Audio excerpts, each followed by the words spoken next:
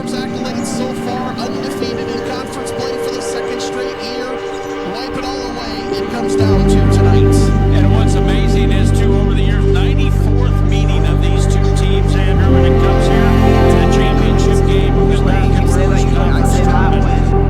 When we got beaten by a team twice and, like, trying to get myself going, like, it's so hard to beat a team 3 times, like, we can do this, so that's always in the back of your mind, just because we did beat them the first 2 times before that, so we knew they were going to be ready to play, like I said. I think knowing that we had this kind of history with them, there was a lot of pressure, and I think that we knew that this was gonna be a battle.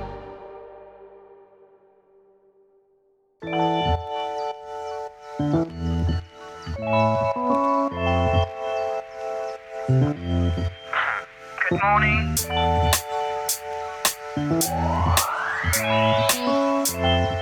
I'm Jenna Taylor. I've been on the Simpson women's basketball team from 2016 to 2022. I'm Cameron Kincaid. I came to Simpson in 2017, and I will be graduating in 2022. I'm Reagan Freeland. Anna Wannick. Cassie Nash. Cash. Ready or not, here I come, let's work. Good morning.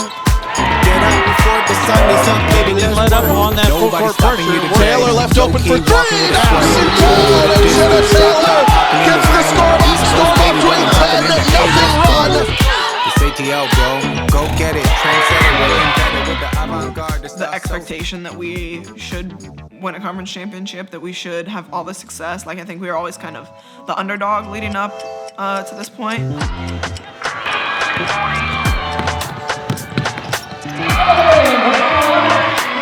But like having the 12-0 season, I think we definitely had a target on our back. Good morning.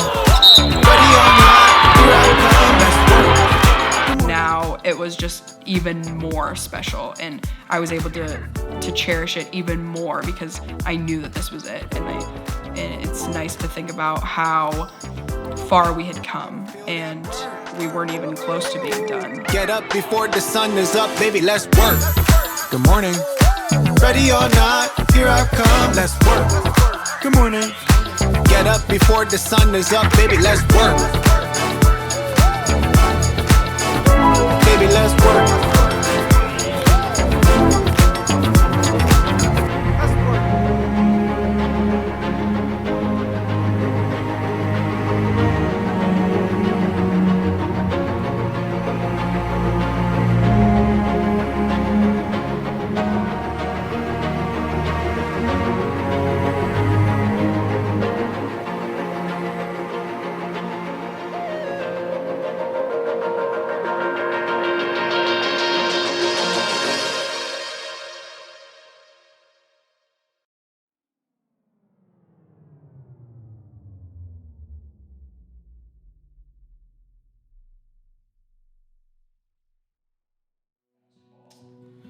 Honestly, probably, so my dad was a basketball coach at Southwestern Community College in the 90s, so from 90 to 2000. So I was born in 98, so not a lot of memories from him coaching, but just like being in the gym with him. Like whenever we would have a snow day or a weekend, he would take me and my brother to Swick, and he would set my brother up with some drills on one side and then bring me on the other side and set me up with drills and like bounce between the two of us. So honestly, probably from like when I was like 9 or 10, that's kind of was the norm for us, like every weekend or whenever it was bad weather out. So that's probably one of the earliest memories I have. Early elementary, I was decent because I was like bigger than everyone, which is kind of all you need at that stage. But when I kind of got into middle school and like early high school, like people started to grow and I wasn't necessarily as gifted as I thought I was. So I think I was kind of more of a late bloomer. I definitely am not like someone that's super athletic and was gonna go beat someone with speed or strength or anything like that. So definitely it wasn't something that came like super naturally for me. I think that's kind of why I figured out that I had to work so hard to be successful. I wasn't really big on the AAU circuit. That's kind of how people get seen a lot these days. So I played for an AAU team, but it was kind of small and we stayed kind of regionally. So mostly D3, some NAIA schools. I looked at Briarcliff and Morningside a little bit, and then Grandview and Central and Simpson were kind of my top 5 up there. And Simpson definitely pursued me the hardest. So. Well, she was very skilled offensively. I think she still is the leading scorer in school history there. She could shoot the basketball. And then I thought she had a pretty good IQ for the game. Her dad was a coach, and what I saw in her was the ability to score in many different situations. And I thought we could put her in situations in our system to be able to continue to do that. And my dad knew of Coach Nemeth through like coaching circles and stuff, and just talked about how well respected he was, and I knew I wanted to play for someone like that respected basketball and played it the right way. And just seeing his success late 2000s, early 2010s was super important to me, because I knew that culture was there. They weren't like a super big powerhouse right when I came or like a couple years after, but I knew that the foundation was there. And like I said, we didn't have a super good culture in my high school program, and I wanted to be at a place where people cared and wanted to get better.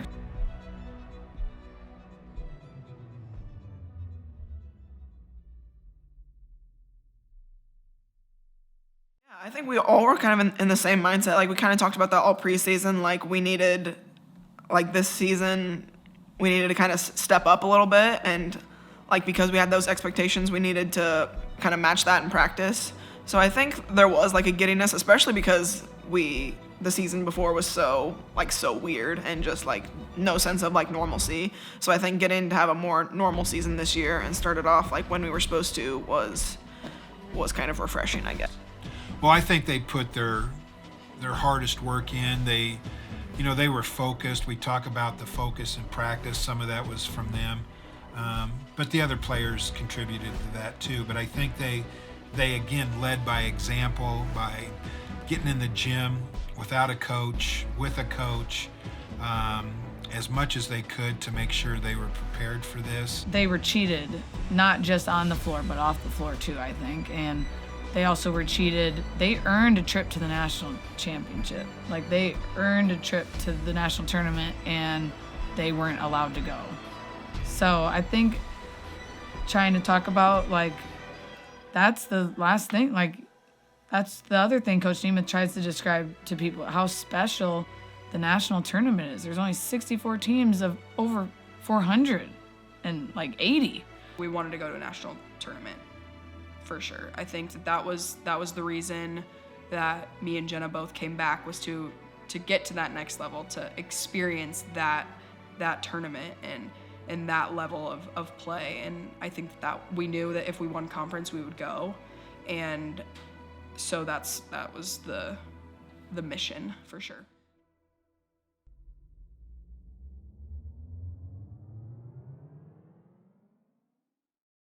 Coach Nemeth and Coach Ernest, the assistant coach that recruited me, kind of said that I would have the chance to play a lot right away. And that's kind of what I was looking for in a school. I didn't really want to come and sit on the bench for a couple years and redshirt or whatever, and then maybe play my junior and senior year. So the chance to play right away potentially was a big seller. So I did feel a little bit of pressure. Obviously in high school, pretty much everyone that comes here in high school is one of the best people on their team. So I was used to a lot of playing time. I was used to, I don't know, being that person. I think when I first saw Jenna play in practice, I knew that she was a lot like me. And I knew how competitive she was and how just playing brought that out of her. Yeah, it definitely took some time. Her freshman year, she didn't play because of a stress fracture in her leg. Yeah. So it really started to bother me like the end of September, the beginning of October. So like right before official practice started. And I just thought it was shin splints. I don't know. I just thought like freshman year, working a little bit harder, running more, shin splints. So I went to the trainer. She thought it was shin splints too. So we treated that for probably a month, right up till the beginning of November. And then at that point, I really could not like walk or do anything without a bunch of pain. So went and got an x-ray, found out it was a stress fracture in my tibia, and that it was pretty much season ending. So I wore a boot until like the beginning of May, from the middle of November to the beginning of May. She traveled with us, and she was so we made her a student assistant. She was one of the players or student assistant that was still trying to learn the game from the bench. As we taught the game in practice, she was paying attention. She didn't let that year go to waste. When she got hurt, that was tough because like she remembers, she was one of the only girls who was in the gym, and I think that's probably why she got hurt. Stress fracture because she was overworking. So I think that was probably a really tough year, but I remember she still stayed super positive and still brought all the energy that she could. I mean, we have a great video of her on the hype gang. Have you ever seen this?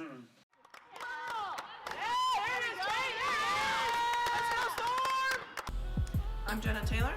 I'm a freshman, and I'm the founding father of the Hype Gang.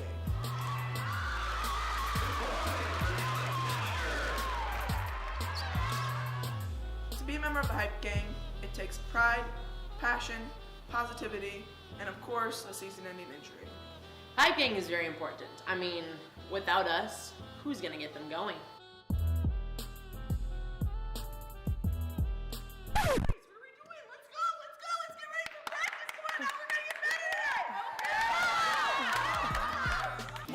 Simply put, our duties are just to be all in.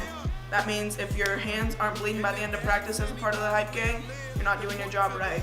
If your vocal cords aren't burning, you're not doing your job right. If your arms don't hurt from dabbing, you're just not doing your job right. Sometimes you wake up as a part of the Hype Gang and you're just feeling down because of your injury. You're just feeling you can't get to play basketball today. It's really unfortunate, but you just got to pick yourself up. You got to look yourself in the mirror. You got to get hype because you know how much you mean to the team, and you know if you don't bring the energy, then your preparation is worth nothing. You know what? No, you can. You can. Let's go.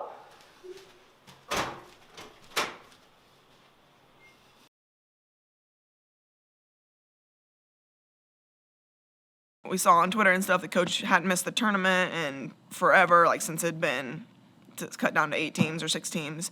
And so that was just, I don't know, because of the culture and like all the banners that are hung in Kohl's, it was just kind of embarrassing to have a losing record and to not make the tournament that year.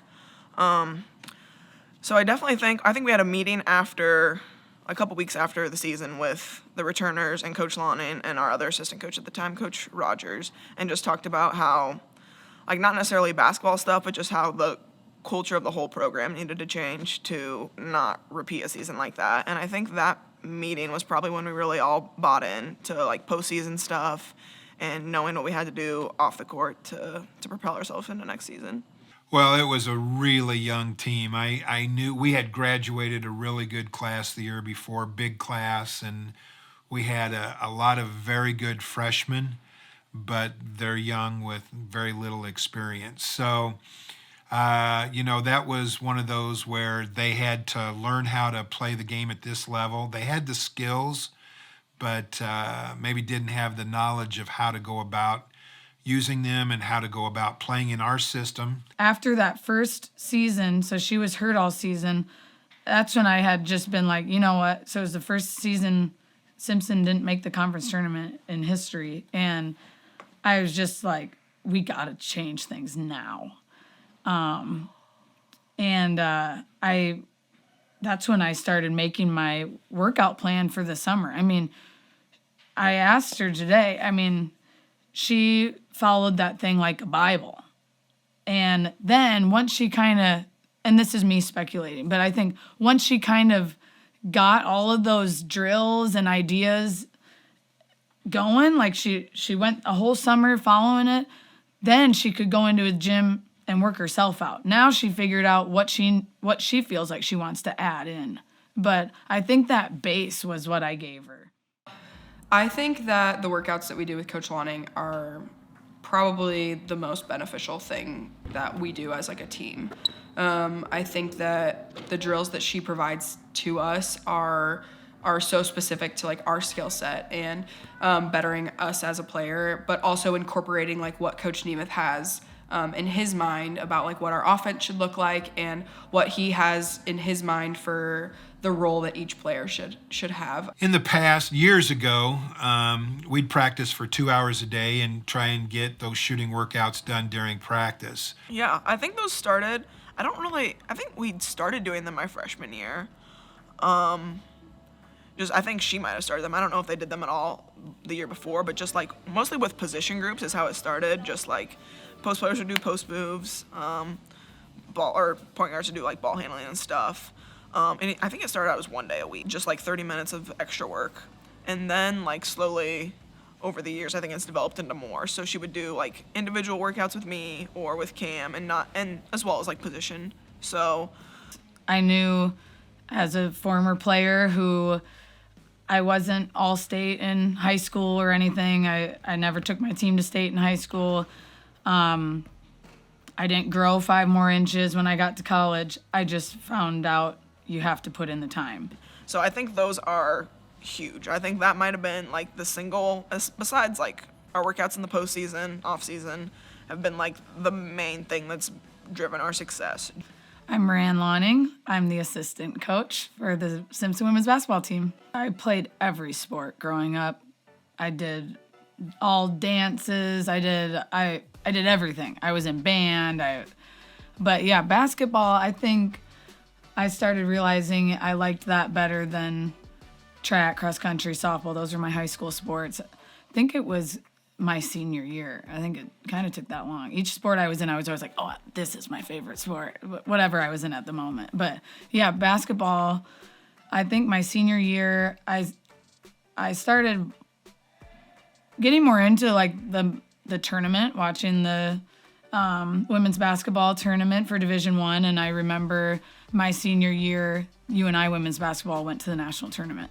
And I just clung on to that. I was like so obsessed with the UNI women. And my dad pushed me to walk on. And it was a big decision. It was scary. I was either going to go walk on or go to Luther. So I drug out that process forever. Finally, like in April, he sat me down. He's like, you got to decide. And I think it was my dad who pushed me to try it and proved to me that it wasn't going to be because it was too intense for me or it was too hard of work. It was, I could do whatever I could control. Let's do it and see what happens. And so I redshirted my first year. I stayed 2 more years, and then I just wasn't playing as much as I wanted. I was a big impact on the team. I know that. I loved my teammates, and I learned a lot. I learned how to work hard, and I took that to Luther. And the 2 years that I was there, it was a huge turnaround. Going into that season, we were supposed to finish last in the conference, and we ended up winning the conference tournament and going to the national tournament and winning a game there. So it was, and then the next season we won the conference outright as well. Well, I met Moran actually coaching against her while she played at another school in our conference, and I admired her intensity and focus. Right out of college, I was doing some video stuff. I was like, maybe I'll just kind of freelance and do video forever. But then I was like, well, there's something that I think I'd miss about basketball, so why don't I just try it? My fiance got into Drake Pharmacy, and so I reached out to Coach Nemeth. He's the winningest coach in the conference. Me coming from Luther, walking into Coles Fieldhouse each time we'd play, it was already intimidating seeing the back-to-back conference championship banners. The conference baseball tournament in Cedar Rapids, she was there to watch her boyfriend, and who played for another school in the conference, and so we just started talking, and she was moving to Des Moines.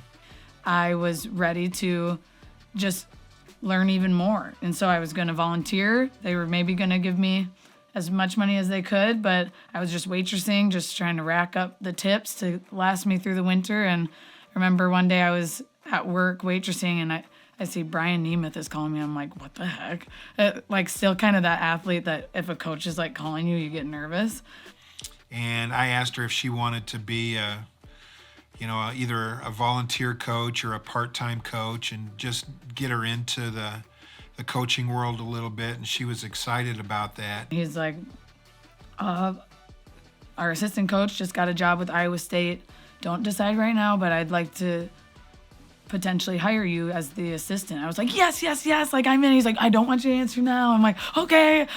I was like so blown away. So the timing of that was super fortunate for me. I mean, sometimes it takes years to get into a full-time assistant coaching role. So yeah, I was just playing against these girls a couple months before that. So that was a little bit interesting. And so I had an opening, and so we threw her into it, sink or swim, and she had to learn on the go. And I'm sure it was like drinking water out of a fire hose, but she did a nice job. The perfect example of like what an assistant coach like needs to be. Like Coach Nemeth kind of sets the direction and like does like all the practice plans and like game strategy and that kind of thing, and she does like everything else. Like she sets up all of our like shooting workouts and like individual stuff, like helps our skill work, and then just like all the player development stuff. So she's just like a perfect example of what an assistant coach should be, I think. And I think she is like where Coach Nemeth is like super mellow, like obviously he's like super experienced, super like chill. Coach Lannon is like the complete opposite, like high energy, like gets after us when we need to. So I think that they balance each other out super well. First year, I struggled with the fact that not everyone is wired like me. That was really hard. Jenna was wired like me. That's why I think we were so drawn to each other in this mission, I guess. I think it was good for me to have to experience that and realize, there's some players that it's really tough for them to get in the gym 3 times a week. But if I can just find a way to relate to them on even a different level, I think I really learned how to coach people differently. Because, again, not everyone's wired how I am. I think that was a big thing I learned.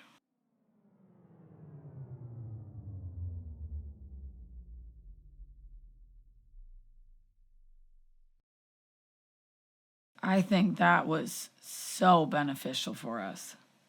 We thought we smacked people in the face with how fast we run the floor. They smacked us in the face with their intensity and how they sprinted at all times. I mean, their post player was leaving us in the dust. We were blinking and all of a sudden they were already scoring. 2 things that I got out of that Drake game.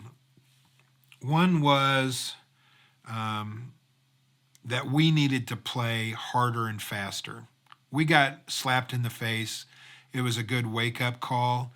We knew we were pretty good going into that game against our competition level.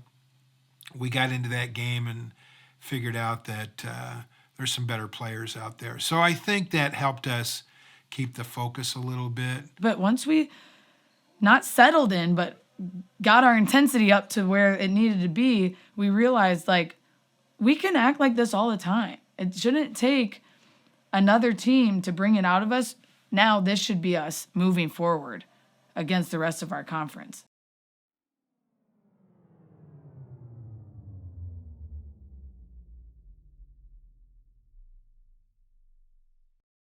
When I went and saw Cam play, I talked to her mom and dad after the game down in Kansas City, and the first thing I told them was she was a perfect fit for the way we played, and that I could see her being very successful in our style. I first visited Simpson my junior year of high school, actually on a visit day. And I weirdly actually wasn't recruited that much to a lot of schools. There was a lot of NAIAs in my area that were kind of looking at me and showing interest, and there's no D3s. I think maybe there's one in Kansas, so D3 wasn't even like really on my radar. And then I kind of reached out to Simpson and actually Luther College after receiving an offer for a walk-on to Missouri S&T, a Division II basketball program, and I kind of decided that being a walk-on wasn't in my future, just because I knew that I was gonna have to always be playing under scholarship kids, and I just thought that it was gonna be a lot harder road for me, and I knew that I wanted to go to college to play basketball versus like be on the practice team kind of thing. So yeah, I actually reached out to Simpson, and they got back to me super quick and were like, yeah, like we need to get you on campus, stuff like that. Cam was already on the list that was given to me. Thank God. And that she had already visited too. And it just so happened she was deciding between us and Luther, which that's where I came from. So that was a really, I guess it was just really ironic, all of it. But I remember her at one of our practices. Her dad brought her back up for a practice because I don't think I wasn't here yet on her first recruiting visit. And they had good questions. I mean, Cam's dad is like, he can talk to anyone. So we're talking. And I loved my time at Luther, don't get me wrong. But just the style that she was being recruited to here at Simpson fit her perfectly. Being closer to home, I think it just was, to me, felt like the true right choice, really. And I don't know. I mean, I don't know if I just gave her a lot of love. I mean, I just tried to send her cards and call her and text her all the time. And yeah, it was an awesome day when she called and committed.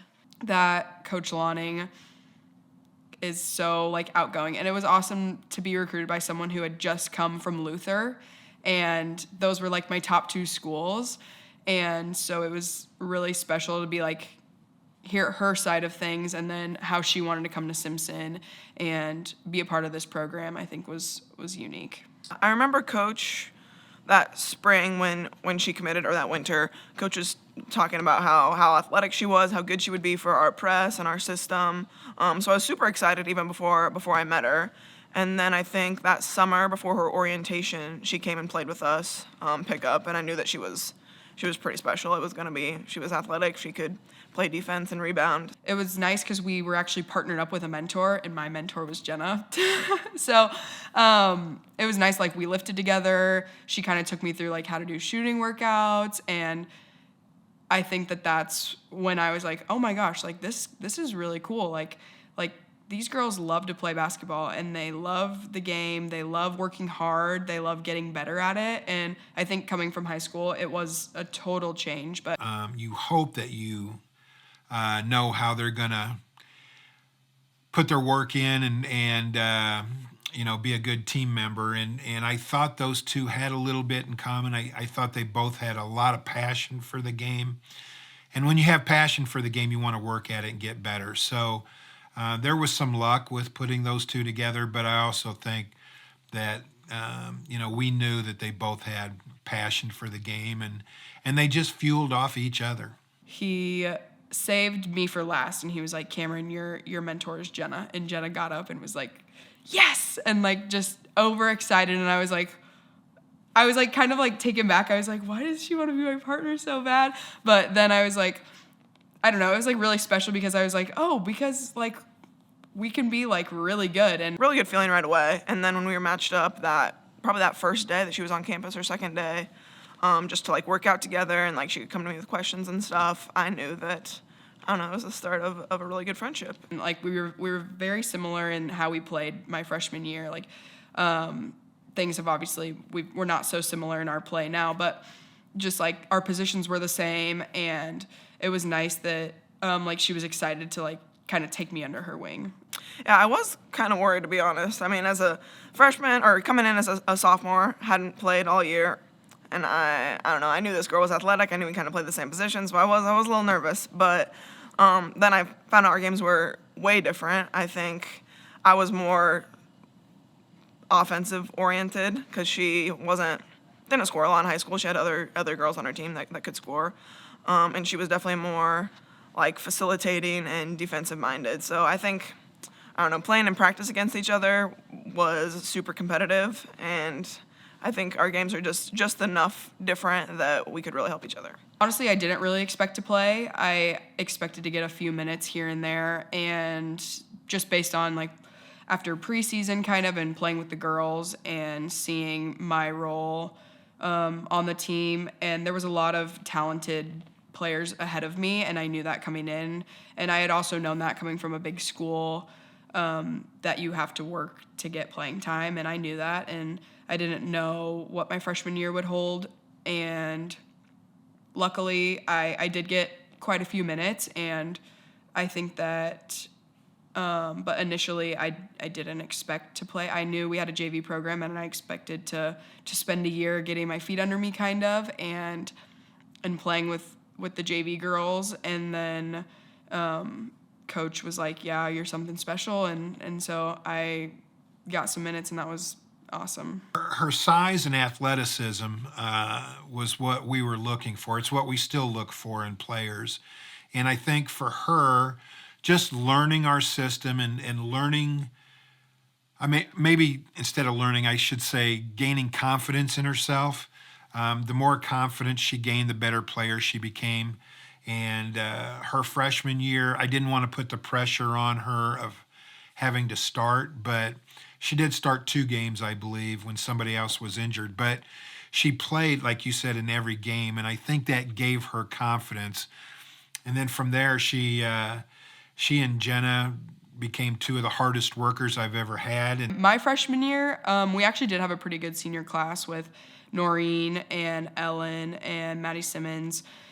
And I think that she was a little bit afraid to like step on people's toes, but yet she knew that she was one of the better players. And I think that Coach Lonning and Coach Nemeth really pushed her to like step up kind of in that leadership role. And even like in that my freshman year, I saw that she was growing as a leader, just as a starter. I mean, everyone looked up to her and how many hours she put in the gym, and she made all of us better. I think we had great seniors, but I think coming off of the season that they had before I even got here with only 9 wins, I think that the morale was a little bit lower, and I think that it was harder to like get people to like want to get in the gym and get extra hours because they didn't know like how good they could be or how good we could be.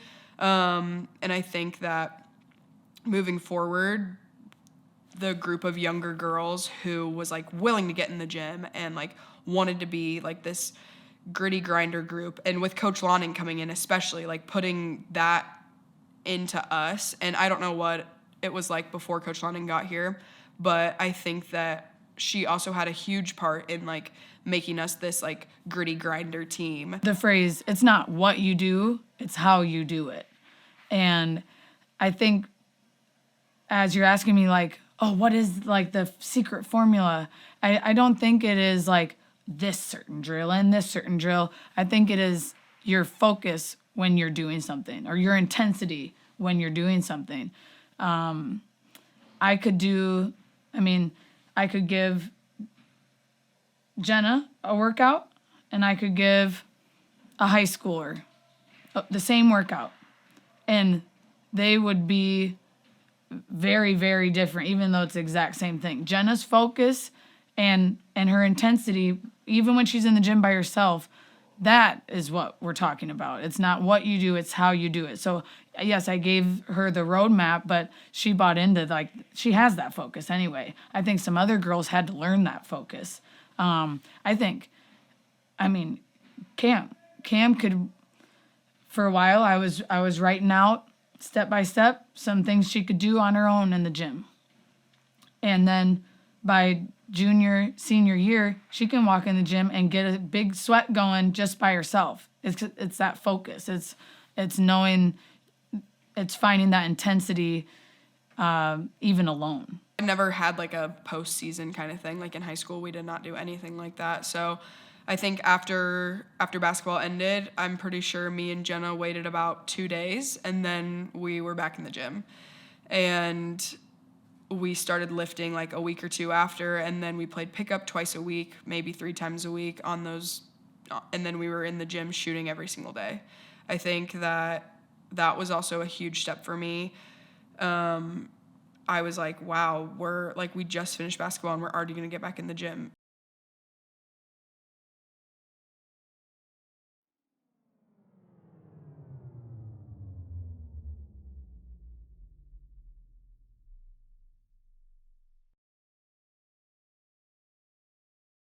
So I think it was definitely kind of a wake-up call, but also it was kind of relieving to a point. That kind of sounds bad, but just like to release some pressure because we hadn't lost in so long and we had all these expectations. So I still think we played well enough, like not to hang our heads like that, and still like be able to learn and be kind of have some of that pressure lifted. I've thought about that a lot and thought about, we lost by 2. We had a shot at the end to tie it or win it. So what if we had won? Would we be the same team? I'm not so sure. I'm not so sure that wasn't good for us. It sucked, but it was needed. I think we needed to lose and just have those feelings and not want them again, I think is one thing. But also to really hopefully learn from it. In knowing that, yeah, we're pretty good, but if we don't play our best, there's some teams out there that can beat us. And so I think that was, you never want to lose, but the timing of it was okay. It was like the 3rd or 4th game of the season. So before our heads got too big, I think it kept us focused. And so I think we got better from that. We were such a different team at the end of the year than we were when we played them. So I know we made a lot of progress. And I'm sure they grew too, but we had just got Cash back and only had her for a short time from soccer, so I knew we were gonna grow, and I think that game, if I had to change anything, I don't think I would have changed that. Yeah. We definitely both Cam and I and like Coach London and I had talked about like responding because we hadn't lost in so long, and so like what responding to a loss would look like preseason, like before any of this happened. Like we talked about how we were going to have to be able to bounce back, like be ready to like be challenged and not expect to just like walk through things, not expecting everything to be easy. So I was definitely not like ready to lose, but definitely like was prepared like mentally if that were to happen. And sometimes if you win, like let's say that would have went the other way, would we have looked back and tried to tweak our press or fix our zone or talk about man-to-man principles because we were in man that last play, or like I don't know if we would have talked about all those things quite as much if we would have won. And just I think the understanding that like everyone's going to play their best game against us. Also, I think that loss kind of took off a little bit of pressure from us having this perfect season or all of this pressure that, oh, when's Simpson going to lose, or are they ever going to lose, or is it going to be a conference game? Is it going to be in the national tournament? Is it going to be at the championship game of conference? Like, I think that it was nice to kind of let that go, and while it sucked, yeah, but I think that it was okay for us to lose and kind of take that weight off of our shoulders.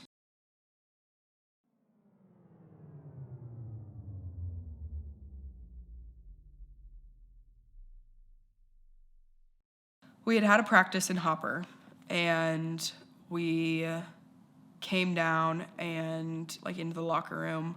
It was shortly after homecoming, and Claire Johnson came over to me and said that Joni and Bill were going to be in the apartment, and they had some tough news to tell Jenna. It was homecoming, and then my first practice was that Sunday. So homecoming was on Saturday. I saw them. They came up for, like, we always have a tailgate. I could tell, like, something was off. because they weren't super happy, obviously, but didn't really think anything of it. Kind of forgot that my mom told me he had an appointment that week, but I didn't really think anything of it. And then had my first practice on Sunday. And then on Monday, my mom called me and was like, can we come up to Simpson? It was like, this was like 3 o'clock, and I was like, well, I have practice, and then I have to, like, eat dinner and study. Like, I don't know why you want to come up here. And she was like, no, like, I just think that, like, we need to see you. And I was like, okay, yeah, sure. So they came up. My brother was in the parking lot, too, which I thought was obviously super weird. Claire kind of was like, I don't know how it's going to be, but I know that Jenna's probably going to want you by her side. And I was like, okay. And so Jenna went, and at the time she was living with Claire and Cassie and Maddie Bacon, and I was living across the hall with some volleyball girls. It came into my apartment.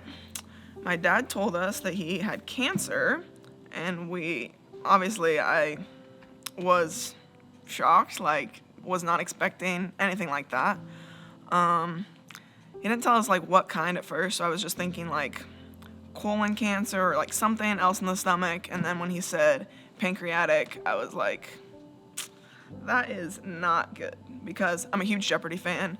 Alex Trebek had pancreatic cancer. I looked it up one time, and it said, like, pancreatic cancer, like, isn't curable. It's, like, pretty much one of the worst cancers that you can get as far as, like, survival. So I looked that up, I don't know, probably like 6 months earlier, just like seeing what Alex Trebek was up to. And so when I heard that, I was like,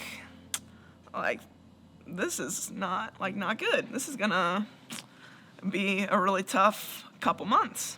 I remember Jenna texting me afterwards and telling me to come over, and I came over, and I remember sitting there and her just crying. Obviously, it was very aggressive and it was stage 4. So I think pancreatic cancer is, like, super, from what my mom said, is, like, super hard to diagnose, like, in the early stages, which is why it's so deadly, I guess, because it's pretty much always stage 3 or 4 when they catch it. So at this time, I'm thinking, like, I have 6 months left with my dad, probably. And it ended up being, like, 3 weeks. So that was tough. And at the time, I couldn't play because I had a injury to my back, so battling that and trying to deal with everything that was happening with him was tough. So I knew that it would be hard, and her whole family knew that, and I was just trying to be a supportive friend at that point, and whatever Jenna needed, I was gonna be there, and if she needed to go home, and if she wanted someone to go home with her, I was gonna go home with her. And we had a scrimmage with Drake, I think. Did not go super well. We got destroyed. I played a couple minutes, but my back was still bothering me. And he wasn't there, and, like, everyone else was. And, like, I don't know, expect him to be there. I found out he was in the hospital, and, like, just wasn't doing, I don't know, didn't sound, like, super serious at the time, but just, like, I don't know, wasn't doing well. They actually took Jenna straight to the hospital, and they said that Bill was in a lot of pain, and he was hurting really bad, and they took him to the hospital, and so she spent the night there for a night, I think, and it was just crazy because it was like we sat next to each other on the bus going home from Drake, and it was like sitting on that bus ride thinking about how much pain like Jenna and her whole family was going through right now, like, was really hard. A couple days later, so it was the 5th, I think, like, my mom said that, like, he wasn't gonna make it. So Cam, I was in a test when my mom called Cam. She was like, you need to get Jenna here now. And I was like, what's going on? And she was like, we're at the hospital in Des Moines, we're at Mercy, and Bill is not doing well at all. You need to get Jenna here right now. And I was like, okay. So I was in Kent Campus Center, and I got that phone call, and I hung up, and I ran with my backpack back to Clinton to my apartment, and I got my car keys, and I drove to where Jenna's test was, and I walked in, and I looked at the professor, and I said, "I'm so sorry, but I need Jenna." And like, I had tears in my eyes, and she was so confused, and I felt so bad, but I was like, her mom had just called me, and I was like, she said she needed her right then and there, and so I pulled Jenna out of her test, and I didn't know what to say. I didn't want to explain anything because I didn't really know Jenna. Joni had just told me that she needed to be there, and so I put Jenna in the car, and I was like, your mom called me and said that we need to go to the hospital. My mom was like, you need to say your goodbyes to you and your brother need to say your goodbyes. I was just trying to be a good supportive friend, and I stayed at the hospital on Tuesday night with her, and then Wednesday night rolled around, and I stayed with her on Wednesday night, but in between I was coming back to Simpson to go to class and go to practice and try and keep myself in the right headspace for practice. And then on Thursday I went back, and on Thursday night he passed away. Yeah, Cam was huge. I will never be able to thank her enough, I don't think. Just, she stayed with me at the hospital, like those 2 days from like the 5th to the 7th. Would like drive back for practice and then drive up to the hospital. And she was with me at home for a little bit too, so. Looking back, I think I thought I was helping as much as I could have, and now having gone through it myself now with my dad recently passing, I think what I wish I would have said to her is, I know nothing I can say will change that, and I know there's not much that anyone can do to help you right now. It's just really hard, and it's hard for those that love her because they don't want to see her hurting. So, I mean, I remember loading up a Simpson van and driving the girls to the funeral.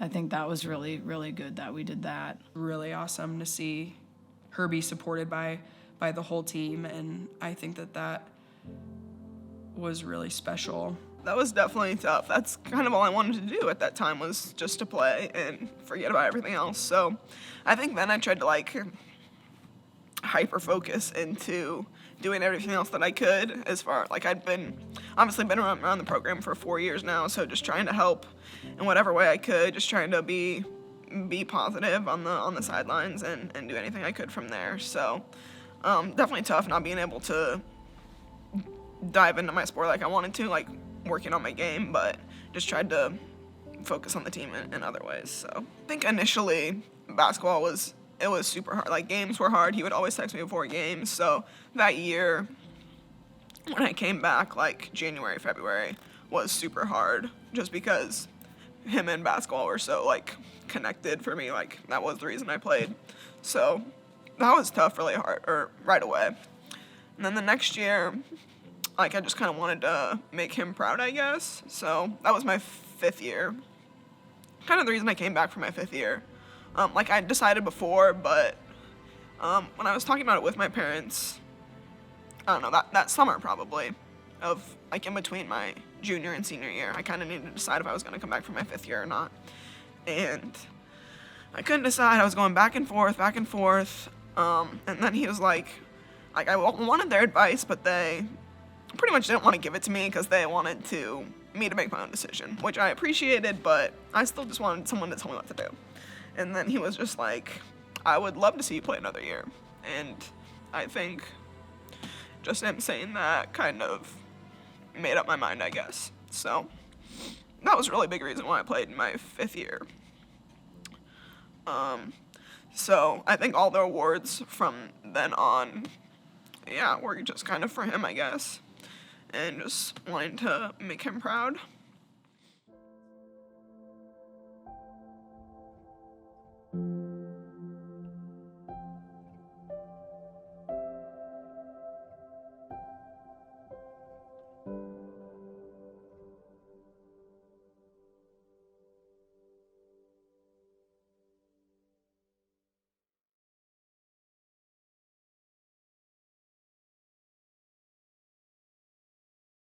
sophomore to junior year, we just gained even more athletes. I think what we were continuing to become this even faster, more like tenacious team that was going to be kind of annoying to play, and that's kind of what we thrived on. We were like, we now have these crazy athletes with Cash coming in my junior year.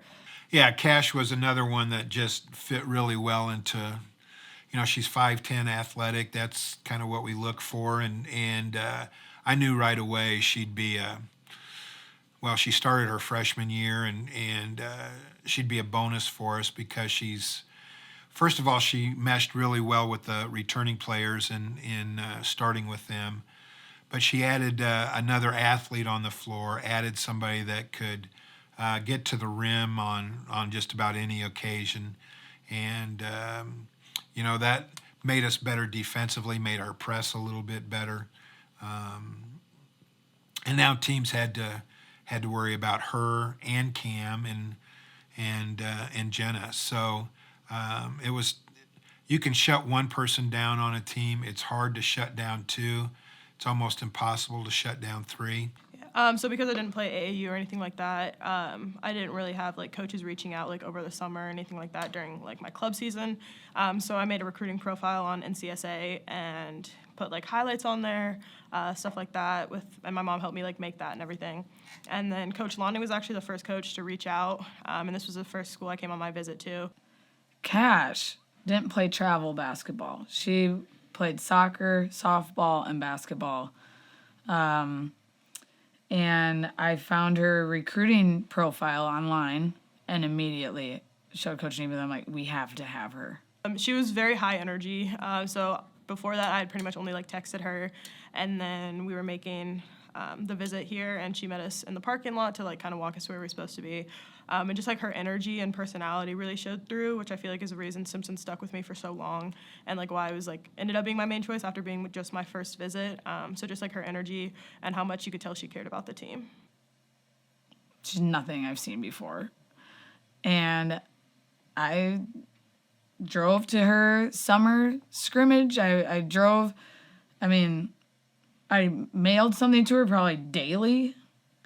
I think I tried calling her more, but I think she didn't really want to talk on the phone that much, more of text her. But no, I put a lot of I felt really connected to her too. I felt like my family was pretty similar to her family, with a lot of kids and a mixed family, and I connected a lot with her grandma. I mailed her grandma a card. Her grandparents. They reminded me so much of my grandparents. We're just so proud of Cassie. And yeah, I just kept coming after her. I just knew how well she'd fit in here. First thing I thought about her was that she was so fast. She was like crazy fast, which is exactly what we needed because, I don't know, our style is better for people that are fast and play fast. I remember thinking she was pretty out of control her freshman year because of her speed probably. But that's definitely what we needed. We didn't really need someone to score necessarily or like be able to handle the ball super well because we already had a point guard, had those kind of people that could score. So we just needed someone to play defense without fouling, hopefully, some of the time, and just to get up and down. So I definitely knew right away that she was going to make a huge impact. Coach was super excited about her too. I like when she tells me about recruits and who's coming in and who she's excited about. And I remember the first time I met Cash was at a Nebraska Wesleyan game. She's from Lincoln, and I think she was deciding between us and Nebraska Wesleyan. Nebraska Wesleyan was bad, not good, and we lost to them that year. God dang. We're going to Nebraska Wesleyan. It was there was a game that had to be put on a Monday because with 9 schools in the conference, we had to play on a Monday. So we went Wednesday, Saturday, Monday, I think.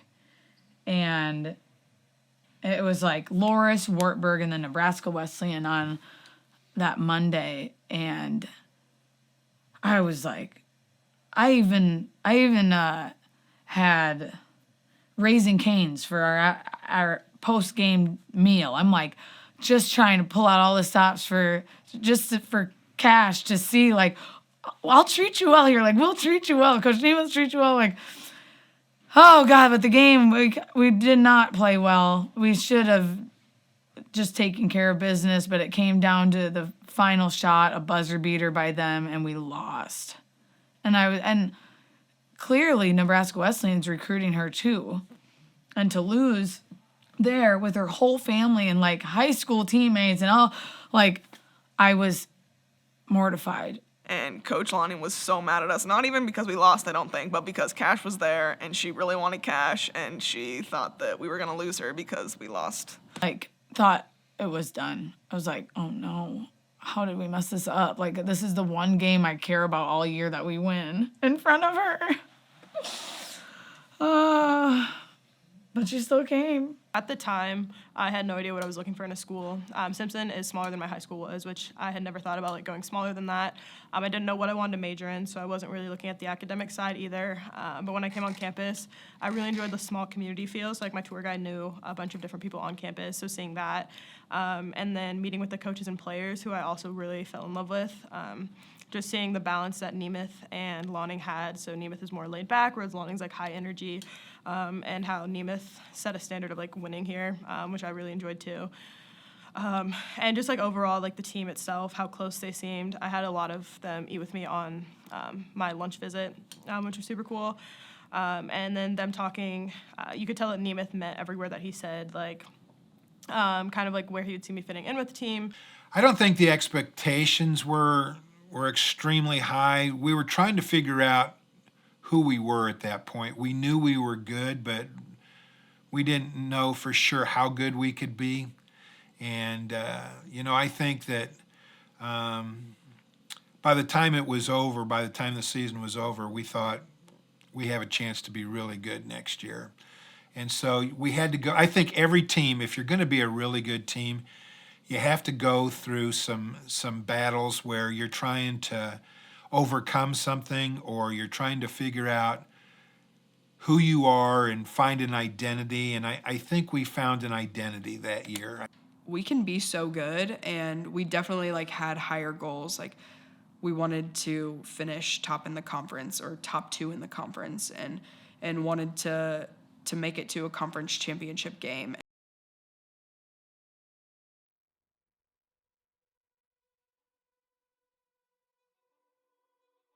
Yeah, I remember that being huge for us.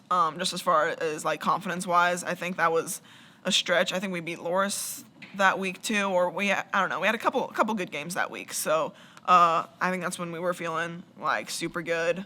Obviously, kind of tailed off at the end of the year. I think we kind of peaked a little bit too early that year with a couple of those games, but finally being able to like beat a team like Wartburg, who had been so good for so many years and had won all these conference championships. They were always number 1 in the conference, and beating them at home when people didn't think that we could even beat half the schools in our conference, and they were really like doubting us, I think. And so I think that was also a wake-up call to the conference of like, hey, don't mess with Simpson, we can beat Wartburg. But yeah, I think that was a huge step in like, wow, we're pretty good. I was just so proud of them. I mean, and so happy they got to have those feelings. And it was a pretty close game, and all the girls rushed the floor and hugged each other. And I just like was so proud that they did get to take them down. And I think it was good to realize, they're Wartburg's humans too. Like they're not some sort of divine team. It's like we can compete with anyone. Actually, we were on an 11-game win streak, I think, when we beat Wartburg. Definitely huge for our confidence. Just not even like this year, but I think the next year, like building on like just because we hadn't beat Wartburg and they were always like Final Four, like Sweet 16, like that was the top tier in our conference. So I think that win kind of propelled us, not honestly through the rest of the season, but just knowing that we could do something like that.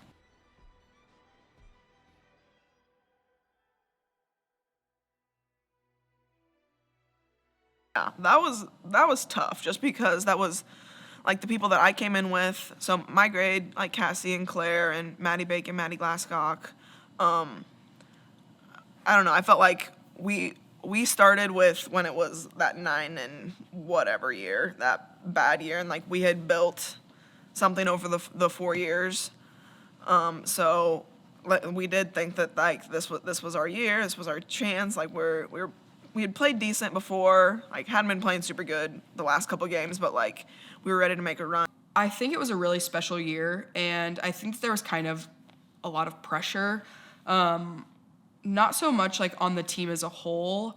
I think that I felt a lot of pressure, and I think that Jenna felt a lot of pressure, and the seniors kind of felt a lot of pressure, mainly because it was their senior year, and I felt like this was like our last go at it. Coach Namath and I have had a similar journey where we went to a big school right away. We transferred to a small school. We stayed an extra year. Like, just the love of the game that we both share is, I can feel it from him when he's talking to players. And I just remember us talking to Jenna, we don't see it as a rebuilding year. And I think she even asked, like, are we going to be good? And me and Coach Namath look at each other, we're like, well, if you're going to be a part of it, we're going to be good. So I remember thinking in the locker room that like I was glad I was coming back for another year. Like Cassie and Claire were pretty upset, and I remember just thinking that like I knew that wasn't how my career was gonna end.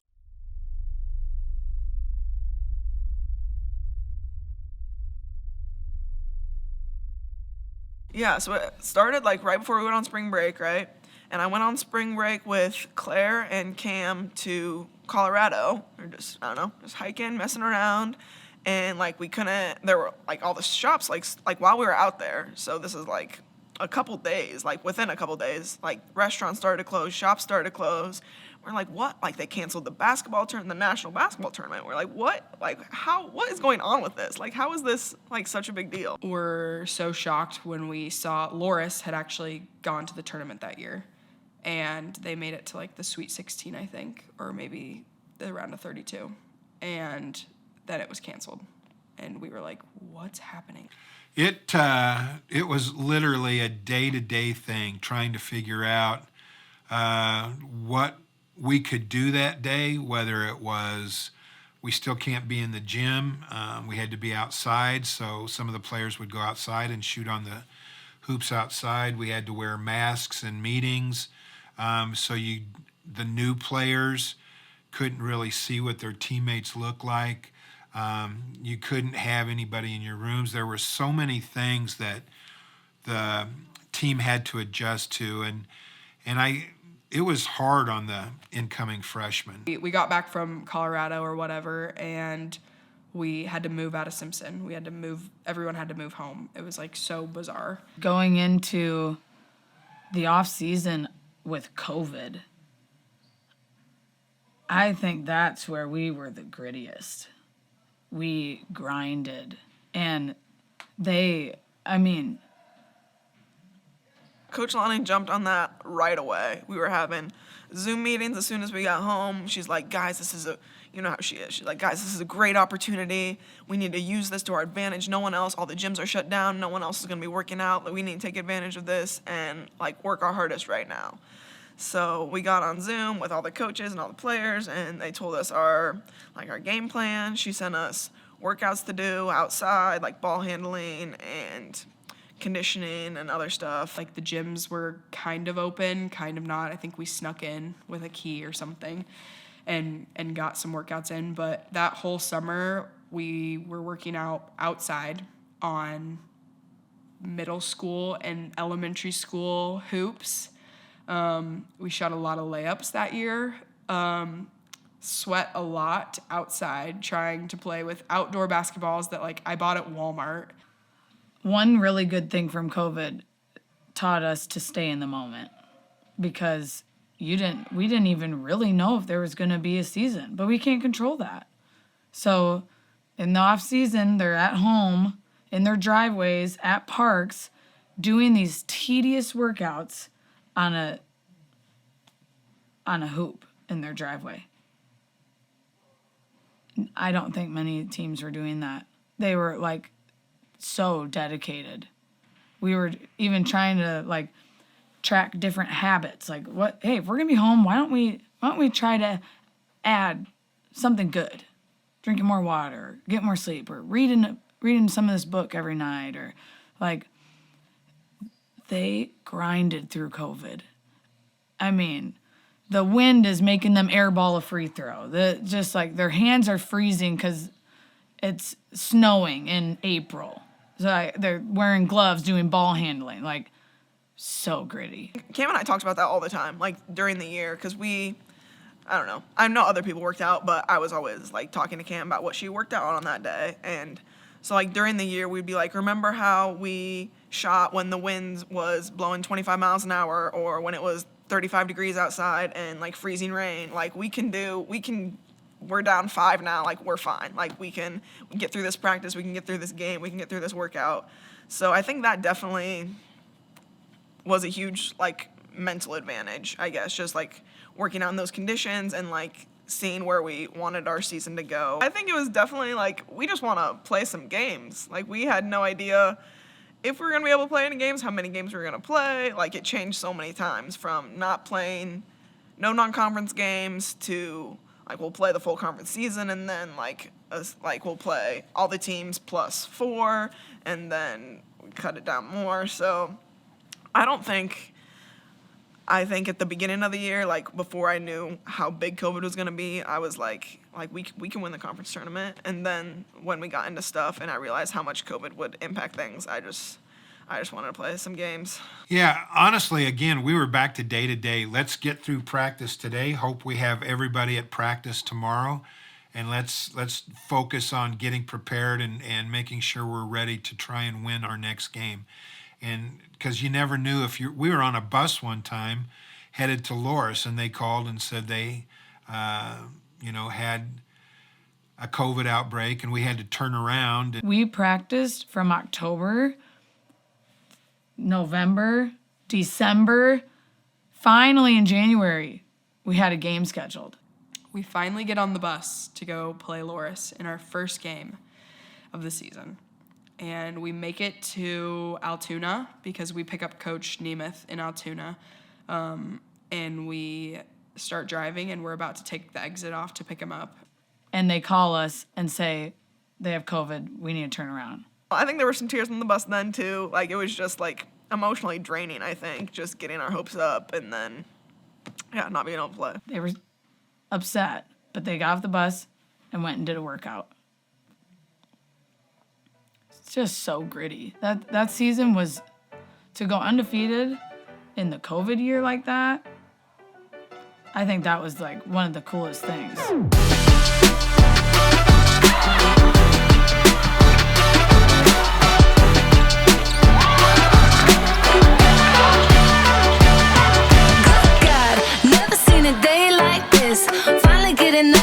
Kiss, bliss, good God.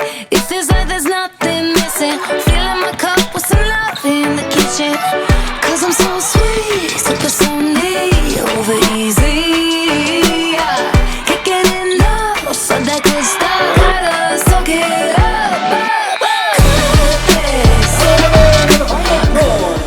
up. Like opening up with them and kind of being like, yes, we can finally play again. And I mean, they were a very different team that year, and we were also kind of a different team. Yeah, we had a lot of return.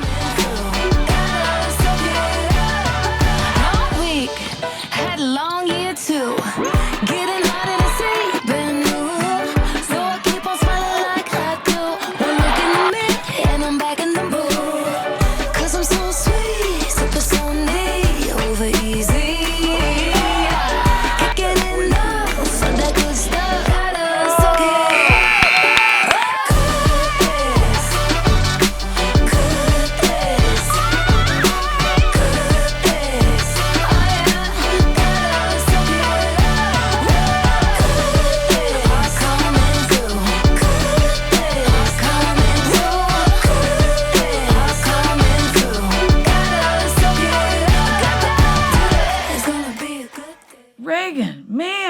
just knew how much she'd fit in here. And just, I mean, and her sister too. We're like, come on, what? Like, we're ready for you here. But I mean, all we could do is just try to tell her our experiences. Me and Coach Nemeth, we tried going the big route, and it wasn't for us. And you know, sometimes you just have to experience it yourself. Obviously, Kirkwood's a JUCO, so it's a little bit different experience. Girls are looking to go somewhere else after their 2 years, so you're not really getting that team or like family atmosphere for 4 years. It's more get in and out type of thing. Yeah, well, first of all, we were thrilled to get Reagan transfer at semester. We had recruited her hard. We had known about her for a long time because her sister Rachel played for us. We knew she was a heck of a player, and so we were disappointed when she went somewhere else, but absolutely thrilled when we got the phone call that she was wanting to transfer. And I think as a transfer, and I bet I can relate to Anna and Reagan both, I think they appreciated and appreciate Simpson way more having gone somewhere else first. I think that's pretty powerful. I think that was like me when I transferred to Division III school. I really had it was super, super special. I didn't take anything for granted because of it. And I was just thankful to be there and be playing.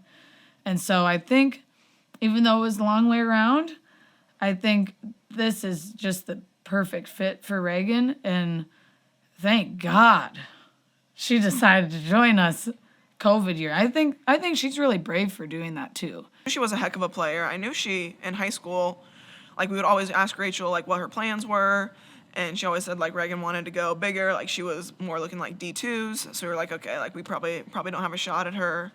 And then like she went to Kirkwood. We're like, okay, maybe she'll play a couple years there, and then we'll get a shot at her coming back. And then Coach said that she was thinking about transferring, and we were pumped because we knew that she was a heck of a player that could come in right away. And then she came to practice, and yeah, she proved that she could play right away. She's super athletic. She fit into our system just kind of like Cash does, like athletic and can score and can get up and down. So I knew that she was going to make a huge impact. It was halfway through my freshman year, so everyone had already started doing things. It was kind of a different year because of COVID, so they hadn't played any games, so it was kind of perfect that I had come in. Coach Nemeth had told me whatever I wanted to do or felt comfortable with, I could kind of do that, just get integrated with the team and the program and stuff. So luckily I felt really comfortable, and I started playing a lot earlier than I thought I would, so it was a good experience for me. That first month of practice and games for her, she just wanted to do anything she could to help the team. She did. I mean, I remember in the Central game, Cash had COVID. She wasn't there. We're kind of down players. So I quickly teach Reagan. Coach Neem was like, Reagan's going in and teach her the 1-2-2 zone or whatever. I'm like, all right, here we go. This. And her eyes were just so big. I'm like, just go play hard. And she did. Like, she is just a baller. She's a baller. And that's all, like, we needed her at huge moments that season. And I'm so happy for her that she got to have that Wartburg moment. No way. We have to play Wartburg at Wartburg. I was like, okay. At home, it's a different situation. We have our crowd. We have a different environment. Going to their place is a hard place to play. Like you said, they've only lost however many games at their place. They're very good at home. They always play very well there. The thing I remember most is we just kept playing. Wartburg would go on a run, and we'd match the run, and we just never really backed down. And either did they. We've had some great games with them, and I think our players knew that they could. I hate to place too much emphasis on winning, but I think they knew they could win if they just kept after it, and that was a game that took some mental toughness to get. So I think our mindset was a little different that year because, I mean, we hadn't lost yet, so there was actually some, expectation of us to win. Like, the years before, it was just like, well, let's go do our best and see what we can do. But this time, we we should win. I think like we had that expectation to win. So I think when it was close that whole game, like we just knew that the tougher team was going to win. Going into that game, we were like, this is going to be a battle. I mean, we had no doubt that we could beat them. That's just the kind of team that we were. We were down 2, and we had to foul. So a girl for Wartburg goes up to the line, misses both. So we call timeout, we advance it. There's like 3 seconds left, I think. And Cam drives in, gets fouled with like under a second left on the clock. So she has to make both those free throws to take us into the first overtime, I believe. Coach knew that I could either make a layup or get to the free throw line and knock down free throws. And I mean, at that point, I would say I had just a little bit of doubt because I don't know if I'd ever seen her. I mean, she made free throws in close games before, but like not when like this like was it. Like no time left pretty much. Like she had to make these. So like obviously she was an incredible free throw shooter, but I was just kind of worried about, I don't know, her mindset at the time, I guess. I think in that moment I was like, oh crap, I have to do this. On the last second shot. Right 4-2, 2 of her biggest free throws. And the first one goes. This is probably the biggest free throw of her season right here for Cameron Kincaid. She's Half of her career.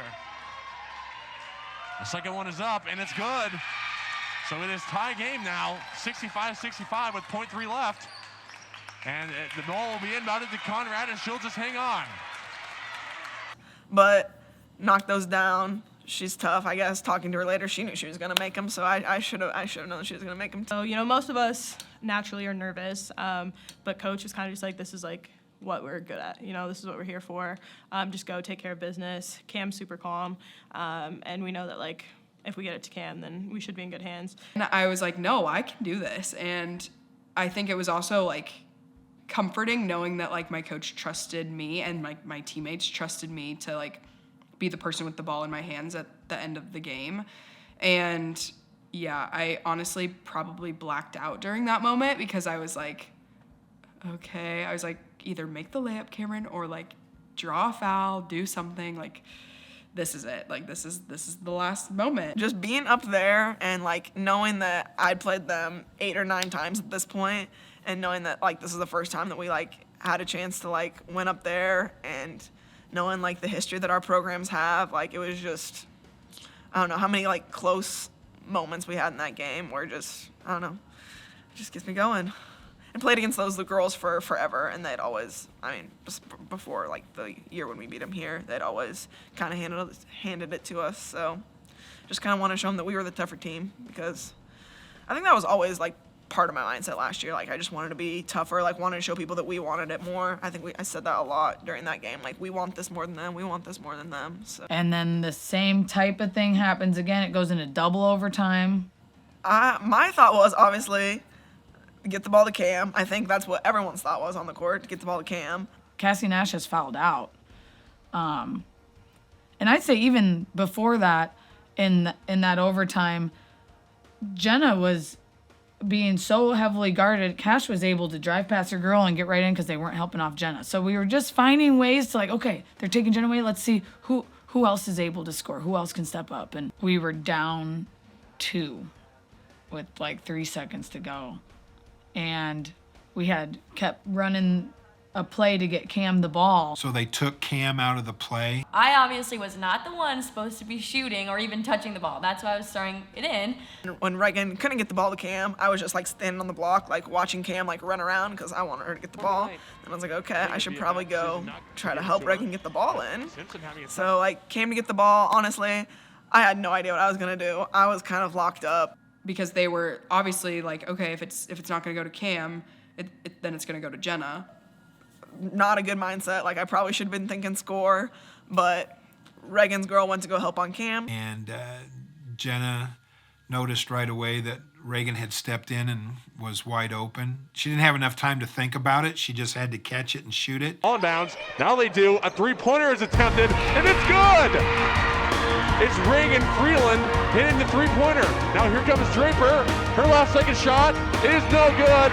And Simpson runs away with this one. Crazy. I don't even think I was speaking any words at that moment. I think I was just screaming, like with my head cut off. I don't know. And just like hugging all my teammates, probably almost crying a little bit about just like, I think it was so big to see, like, we did it. Like, that was a huge thing. And in, went crazy. I looked up. We saw there was still like 6 seconds on the clock or something, and I was like, oh, we still got to get back and play defense. Like, everyone's going crazy.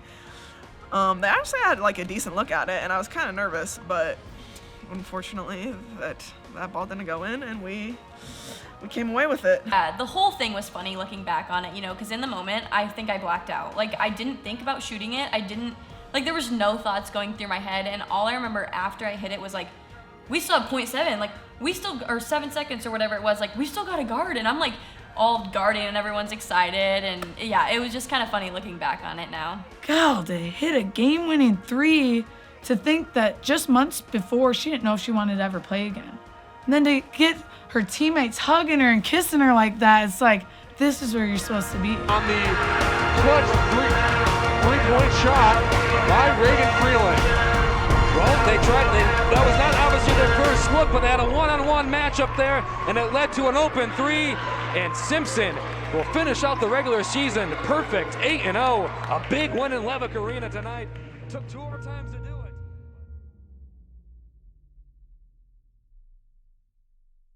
Cash started her first 2 years going into this year. She was going to join us 3 weeks late. Yeah, so when I had texted Lonning telling her I needed to talk to her, she thought I was going to transfer, so she was a little bit excited that it was just me wanting to play soccer, and she said she kind of saw it coming because she supported me throughout like my high school soccer career because I was still in the recruiting process, so she like followed along with that, and she could tell that it was something I enjoyed during soccer season, so she had kind of seen it coming. And then Coach Nemeth was on board with it. He was just more concerned because it's before basketball season, so then it would take away part of basketball, as I would miss like the first 3 weeks for 3 weeks of basketball practice during soccer season. I've had players play 2 sports before. I support that. I did it in college. I understand what it's like. But when you come in 3 weeks late, it's not about you. It's about the group that's been there for 3 weeks. It's really hard to take a group that's been practicing for 3 weeks and then break them up. So I told her it would take some time for me to have her at practice and have her go through practicing with that top group before I could think about moving her in. And then we kept playing well. And I thought, well, I'm not going to fix it if it's not broke. So we sat down and had a conversation about, you know what, why don't we just continue to bring you off the bench? It gives me another option that I won't have if I put you in the starting lineup. And she bought into it and completely was a team player about it. And she could have made things hard or difficult. She didn't. Anna did the same thing. She bought into it, and neither one of them asked me once about starting or if they had a chance to start. They just wanted to win. Well, in hindsight, now after she received first team all conference and all region, I mean, she must have done, it must have worked out for her to come off the bench. But I do think it is hard. I mean, we all want to go through the line and do our thing with Essence at the end of the tunnel. And I think that was what was really special about this whole team is I don't think they care who scored the points as long as we just kept pressing and playing and scoring and making sure that on the scoreboard, Simpson was the one that was winning. So, and I think Cash really trusts Coach Nemeth. And I think when he felt like that was the right move for her and this team, I think for her too, to avoid maybe a ticky-tack foul at the beginning of a game when refs are jumpy with their whistles, or I think she just really trusted Coach Nemeth. And Anna was the other one. We had 7 starters, and 2 just didn't start on the floor. But at 7-minute mark, 3 minutes into the game, those 2 would come in every game, and I got to tell you, they handled it as well as anybody's ever handled coming off the bench. Oh, what's my name?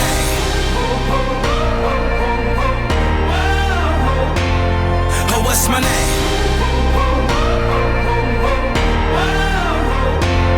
Oh, what's my name? The one and only, no defeat. I'm elite. Now what's my name? Yeah. Now what's my name?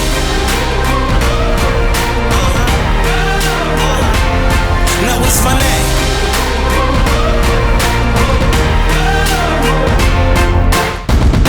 The jokers and the heathens, the wolves and the cheats, like lambs to the slaughter. There's blood in the streets.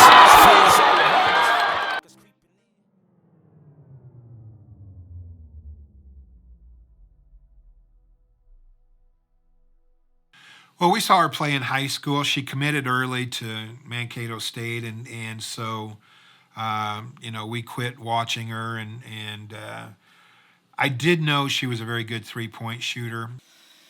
My experience at Minnesota State, I have nothing bad to say about it, honestly. It was tremendous. I loved all my teammates. I had some outstanding relationships. I mean, some of my best friends to this day, they still go there. They're graduating from there. I still am connected with them. As far as basketball, I loved being able to be a good teammate, being there, showing up every single day, working my butt off and making all those people who did play better. But it just kind of came to be the time where I really just wanted to contribute more. COVID happened, and then I kind of started getting the idea, maybe I want to be closer to home and put more of the work, show off the work that I've put in more on the court. So when I finally entered the transfer portal, they kind of waited for my name to be seen because they couldn't reach out unless I was actually in the transfer portal.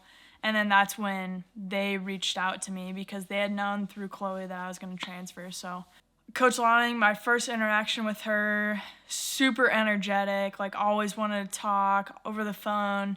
I mean, she's just this super bubbly person. We had met during COVID.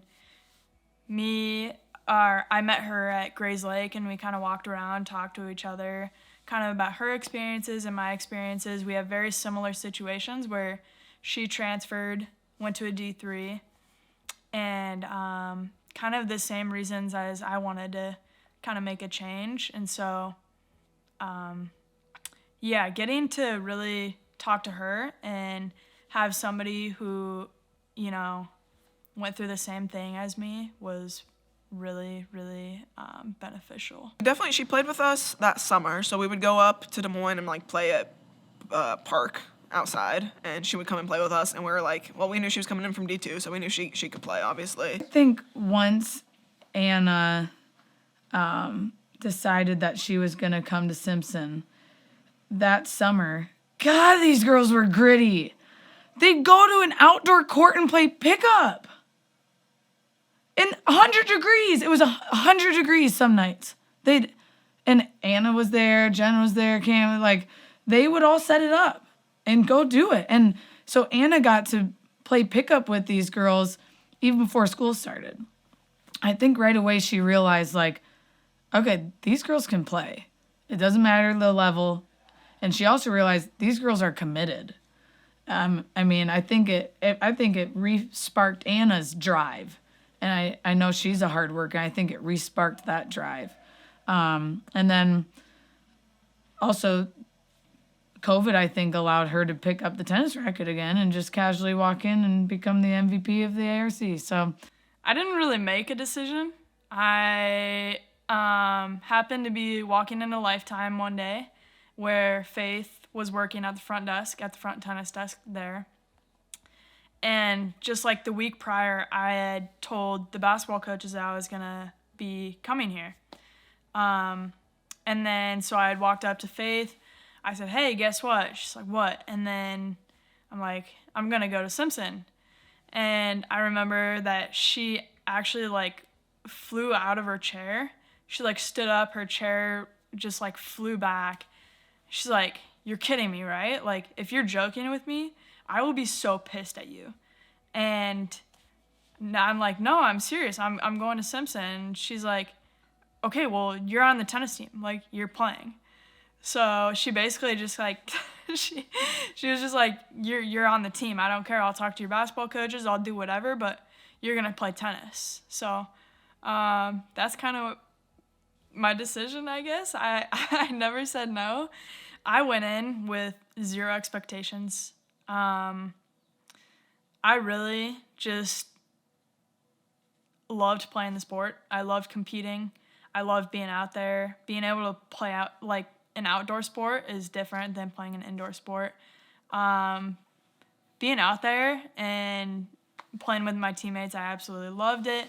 I really kind of, I think when we went up to Decorah and played Luther, that's when I first kind of initially realized that, whoa, like I could actually do some damage. Like I could actually be really good. I could maybe win conference. When I beat Luther's #1, after I had beat her in a third set, I was like super ecstatic, yeah, because I won. But then my teammates were like, "Dude, like she's been undefeated her whole college career. Like she won conference last year." I'm like, no. I don't think it really hit me right away, but to ultimately win, it was absolutely incredible. It definitely is different winning it as an individual sport rather than a team sport. But kind of realizing that you're the best tennis player in the conference is pretty indescribable. She's a special athlete to be able to do that, but I think her achieving so much on the tennis court helped this whole school. Like to come in and start the year off with one of the only sports that was going on right then to become the MVP of the conference was super uplifting, I think, to Simpson College in general. But then coming into basketball, though, with that COVID heart condition thing, not being able to play, that was sad. It was hard. So tennis had ended, and then, like I said earlier, basketball started like the next day or 2 days after conference tennis. So I jumped right back in it. I went to the very first basketball practice, and I was like, oh man, I am out of shape. Like, this is bad. I need to go run some miles. Our very first basketball practice was Sunday, I believe. And then the next day, Monday, I'd woken up and I realized I couldn't taste or smell anything. So that's when I went, got tested. I was positive. So this is about late October was when I tested positive for COVID. So I only had one basketball practice in. Went to the doctor, and then it ended up where some of my blood levels, my troponin levels, blood levels were high. Those markers aren't very good when they indicate that they're high, because then that basically indicates that there's some inflammation somewhere in my body. So then that was like, oh, are you kidding me? Like, all right, whatever. I'll go do some more tests. And so then testing to get in and see my cardiologist over in Iowa City. He was already booked out for months, but they squeezed me in, and it just like kept on prolonging, like test after test after test. It just like felt like the longest period ever, because I myself, like, I felt completely fine. I felt like I was ready to get after it. Like, can we just kind of ignore it and just, can I please play some basketball? After like a month, I want to say, they officially diagnosed me with myocarditis, which is inflammation of the heart muscle, which was from COVID. So COVID had kind of impacted me, and put inflammation in my heart, which the only thing that can heal that is time. You know, that was hard, and I'm sure extremely hard for her. 3 months, she couldn't do anything, no exercise or anything. But I'll give her credit. As competitive as she is, she was at practice every day, watching what we were doing, learning to make sure when she was ready to jump in that she knew what she was supposed to be doing mentally and that she would work her way back physically. And so for me, I got to see a little bit of what she could do that year. She physically wasn't 100% because she had sat out so long. Mentally, she kind of knew what she was doing, but we threw her into some spots where that was high pressure at the end of the year, and she did a really nice job. So we were definitely really disappointed for her, I guess, because we knew how badly she wanted to play again, because I don't think she had played much at Mankato. So she was like starting to get really hungry to get on the court. But I thought she stayed positive, and I know that she had a hard year that year too. Both her grandparents died, and she wasn't playing. And, you know, kind of just adversity. It was tough. She has a strong faith, but it's hard.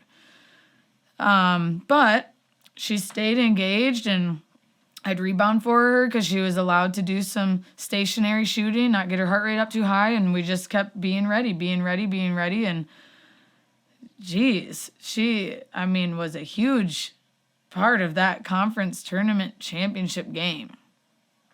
Ooh, I think she had 10 or 11 points, and they were big points. And to have the confidence that she did, and the trust in her teammates, and the teammates having trust in her, we couldn't have done that without her. That's pretty cool. Not only was she MVP of tennis, now she cashes in conference championship for basketball as well.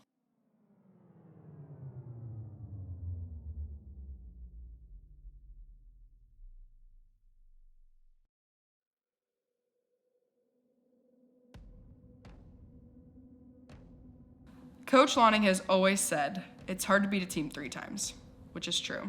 I mean, it's hard to beat anybody however many times, but I think it being co again was almost not shocking. I think that it just proved that anything can happen. I think for me personally, I wasn't like super good in high school. I had never really played in like a sub-state game or like a game in state or anything. So I never really played in like a championship game, I guess. I never really had that pressure. Honestly feeling really good. Like you said, we hadn't really been to the tournament since 2012, so it was huge for the Simpson community, the coaches, all the seniors that have put in the time. You know, we wanted to get it done for us, for everybody, for the school. And so it was just kind of a big moment that we knew we could achieve, especially all the hardships, especially that the team, before I even came here, had to face with all the crazy stuff, you know, with COVID, practicing outside, practicing in pods, and then only playing everybody in the conference one time. It was like you got one shot or it was done. So it was just fun to be able to do that. We knew their style of play. We were very familiar with them. And I think that was also like to our advantage in that championship game. Like we knew it was going to be our last game, which was like super unique. I don't think anyone ever thinks like in basketball that it's usually survive in advance, but at this time, like we knew when our last practice was going to be. We knew this was going to be our last game, so it was just that extra element of like truly leaving it all on the court. All of us were like, this is it. Like Coach Nemeth even said in all of his years, he's never known when his last game was going to be. And that was it.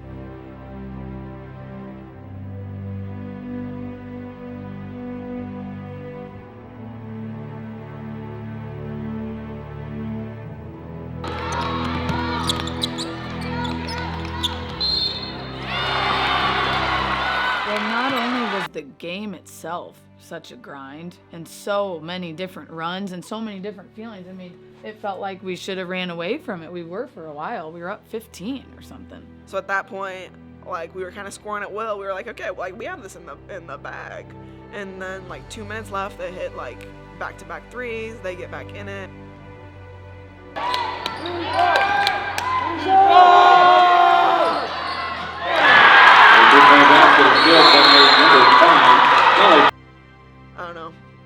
super nervous now because we had this locked up. We just had to get a couple stops that we didn't get, and now they're back in it. Let's go! Let's go!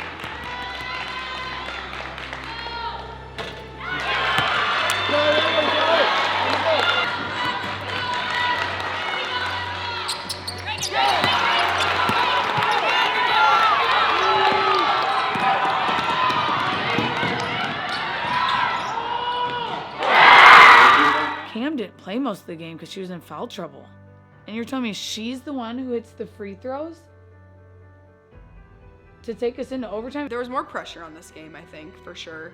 But it was more comfortable, I think, because it was at home. And I knew, I kind of had an idea in my head of, like, which way I was going to drive. And when the ball got in my hands, like, this is what I was going to do. Whereas, like, in the Wartburg game, I think it was, like, my first time kind of having that play action for me that I was, like, a little bit nervous, more so. I mean, I was definitely nervous at the Co game, but I think that I knew what I was going to do.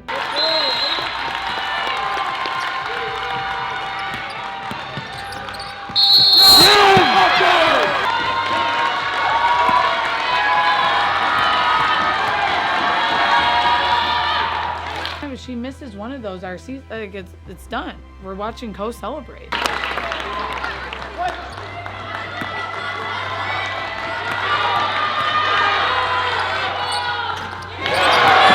Her freshman, sophomore year, she wouldn't have stayed in the game mentally like that. And, like, she could have been having a pity party. It was probably going to be her last game ever because there was no national tournament, there's no nothing. It could have been her last game ever. She didn't know she was coming back for a 5th year.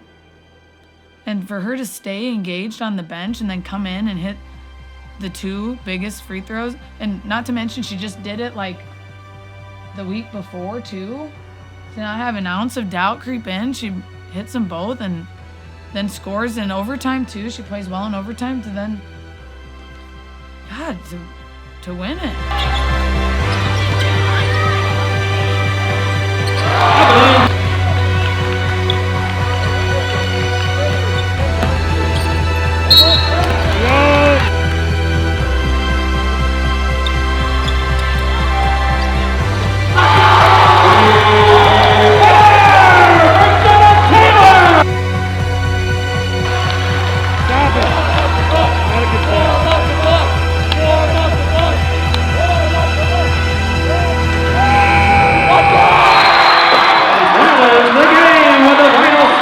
Simpson 89, Co 84.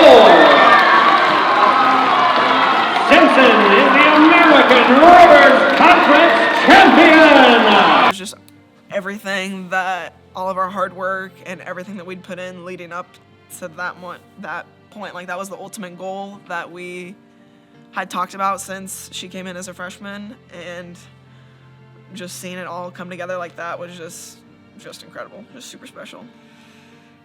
I think it was just like a breath of relief and like knowing that like we did it.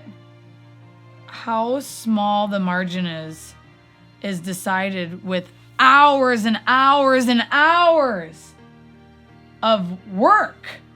So for like everything has to line up, but it's not just like luck. I think the people that work hard, like these girls have been, especially during COVID, outside in terrible conditions with a backyard basketball hoop, that is what separates first and second place. That's what separates getting to hold the conference trophy over your head and cutting down nets, or watching Co do it on your floor or Wartburg do it on your floor. It's like, it is so much work to just barely win. It's not like we dominated every game in the COVID season. We barely won, but we did it.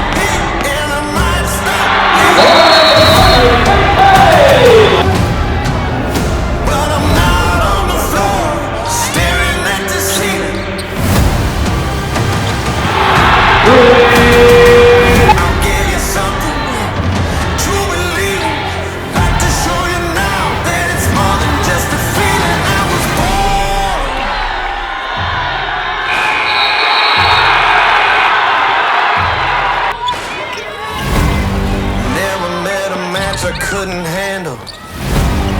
No one else could ever hold a candle. Get ready for a battle, 'cause you know that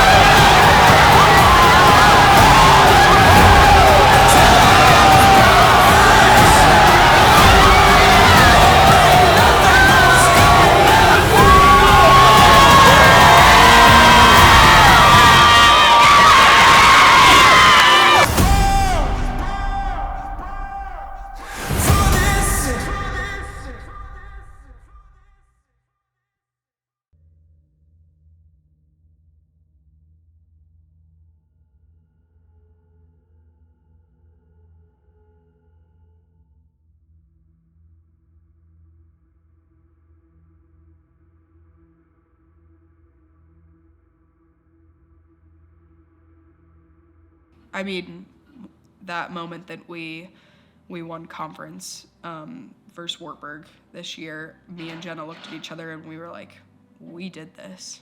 Like me and you, we did this. And we were able, with the help of Coach Lonning and Coach Nemeth and all of the girls, everybody was able to get on board and see that if we could work hard and if everybody could buy in to bringing it every single day, putting aside anything that you had on your mind, once you stepped on the court, it was you and your teammates. It's like hard to even put into words. The work that they've put in as individuals to then fit together in the perfect puzzle piece as a team, to do something outrageous as back-to-back undefeated conference champions. Like, the grind of any conference, no matter what conference, what level, conference play, anything can happen in conference play any night, but it's who shows up that day.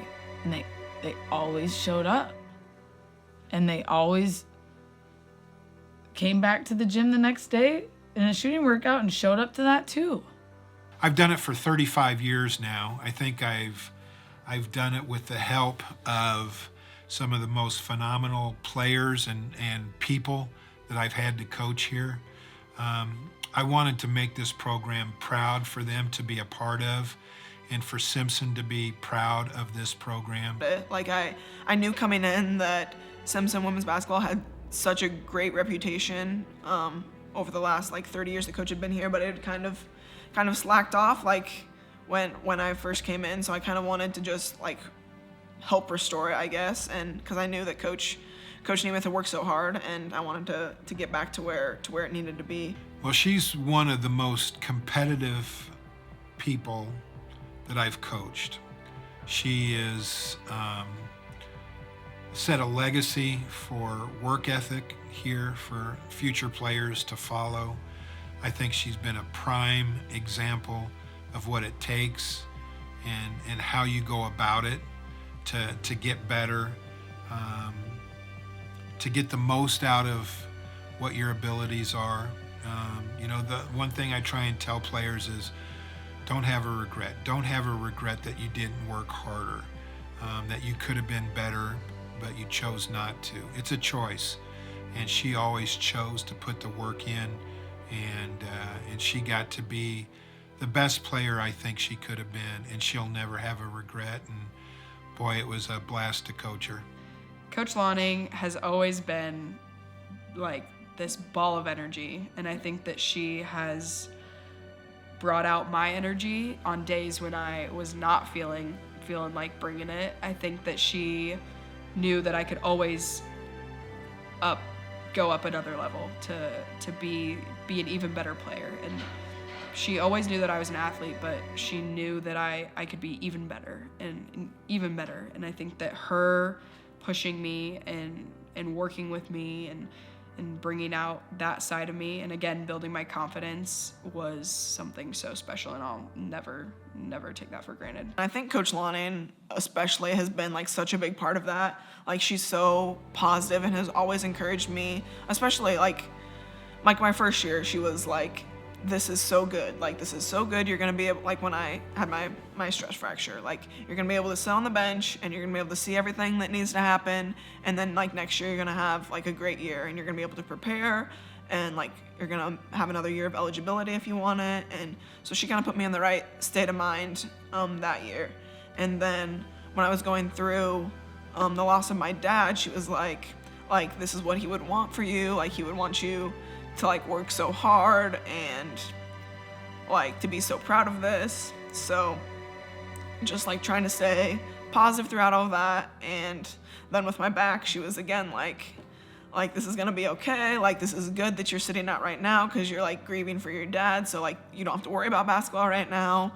And just, I don't know, just having her like in my corner and like reminding me to stay positive, and like knowing that there was, I don't know, better things ahead, I guess, was crucial in those like darker moments. I think I feel that each time we shoot together. I mean, I will miss that so much, but like I know how they had to like believe me about putting in the time, and it, like, I don't even need a thank you. I got to see it. Like, I got to see them hold a trophy above their head. I get to see them hit a shot we've been working on. It's like, I get to see them get into the press quicker because we've been talking about it more. Like, they got to show me on the court and show me in each workout we did. Like, geez, I'm sure it wasn't always something they were looking forward to, when some days maybe you just don't feel like it. But I think on both sides, we kept coming back and kept wanting to get better, and that's what I love.